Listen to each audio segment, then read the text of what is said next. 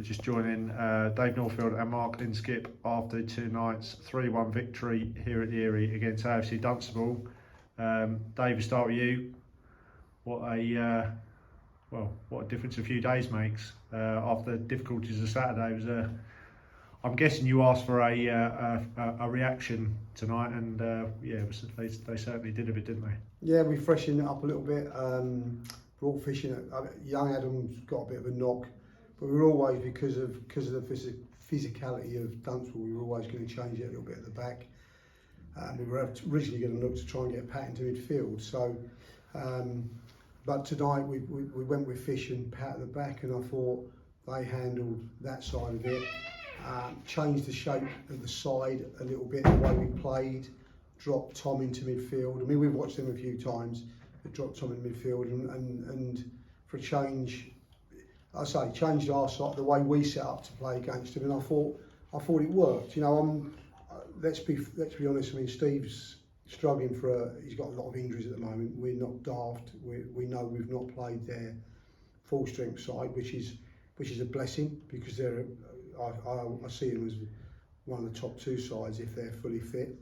I spoke to him before the game, and I know Skip's had a long chat to him afterwards. He's almost, I think he's pulling his hair out a little bit. And even tonight, they leave Freights goes off after 20 minutes.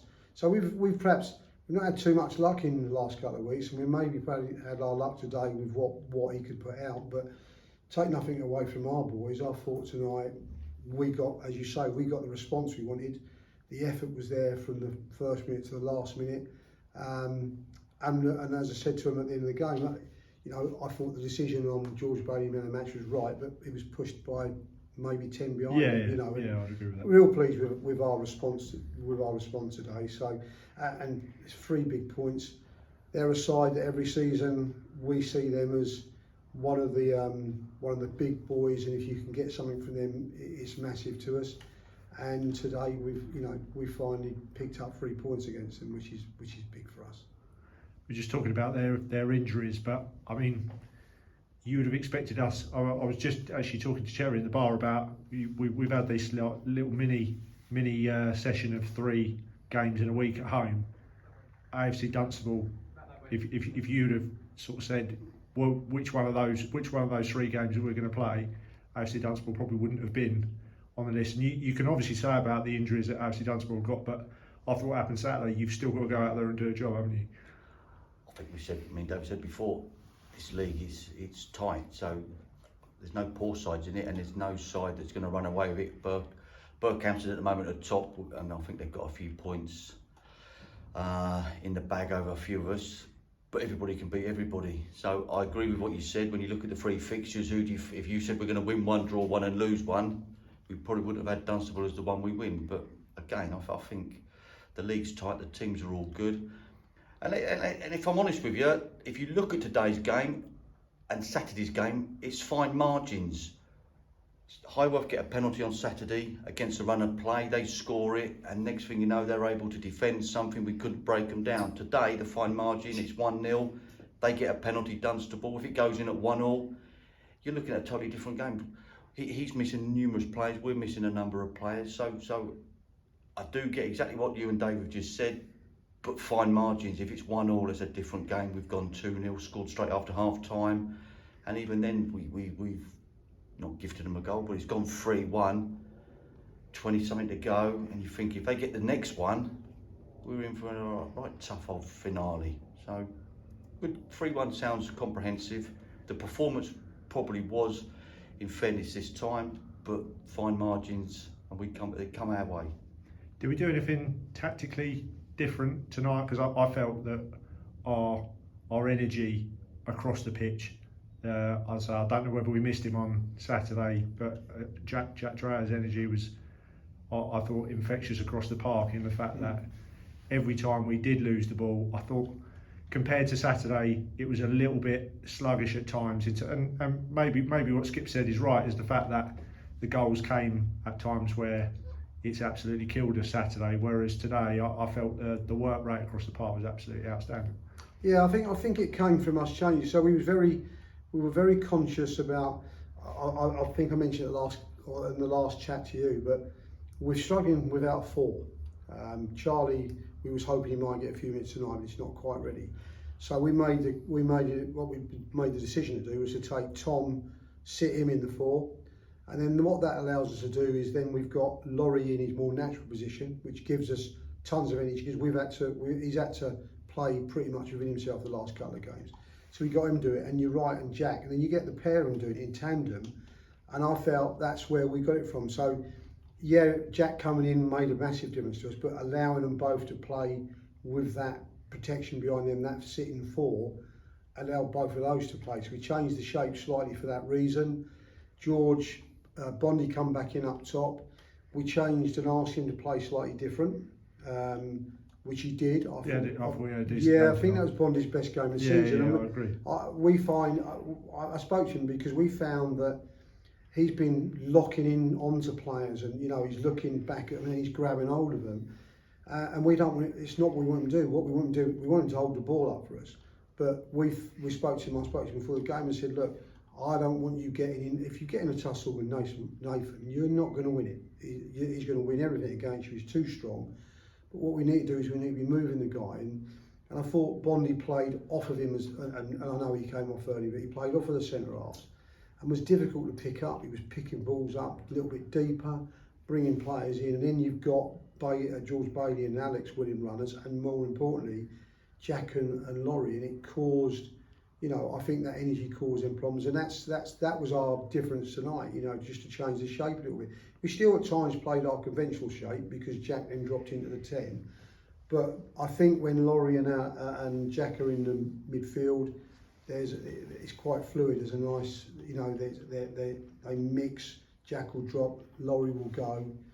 And they were difficult to pick up tonight. I thought particularly both of them, very good, and because of that, it gives George a little bit of space. And I think Alex had one of his better games tonight as well. Yeah.